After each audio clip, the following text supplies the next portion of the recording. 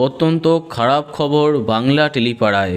মা হবার মুহূর্তে জীবনের সবচেয়ে কঠিন পরীক্ষার সামনে স্টার জলসার জনপ্রিয় অভিনেত্রী অন্বেষা রায় মুখার্জি।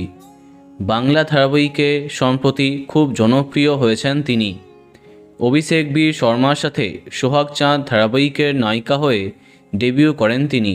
আর বর্তমানে স্টার জলসার কম্পাস ধারাবাহিকে তাকে দেখা যাচ্ছে। প্রথম স্বামীকে একটি অ্যাক্সিডেন্টে হারিয়ে ফেলার পরে সম্পূর্ণ বদলে যায় তার জীবন। এরপর 2020-তে সন্দীপন চক্রবর্তীর সাথে দ্বিতীয়বার বৈবাহিক বন্ধনে আবদ্ধ হন অভিনেত্রী।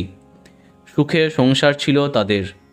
চলতি বছরে মা হতে চলেছিলেন তিনি, তেমনটাই জানা গেছিল। কিন্তু মুহূর্তেই সব শেষ। শোনা যাচ্ছে গর্ভের সন্তানকে হারিয়েছেন তিনি। অপারেশনের ঠিক আগে লেখা এই আবেগভরা পোস্টে তিনি তুলে ধরেছেন জীবনের এই কঠিন মুহূর্তের কথা। সম্প্রতি এমন ছবি পোস্ট করে অন্বেষা ক্যাপশন দিয়েছেন, অলমোস্ট এ মাদার। জীবন কতটা কঠিন হতে পারে।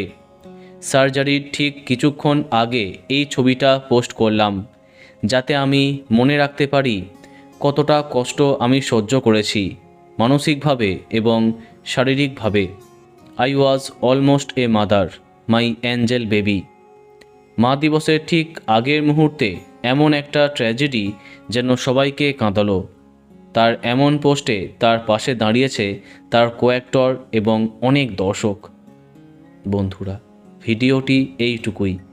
বাংলা বিনোদনের অন্যান্য খবর পেতে সাবস্ক্রাইব কারেন্ট পজ। ধন্যবাদ।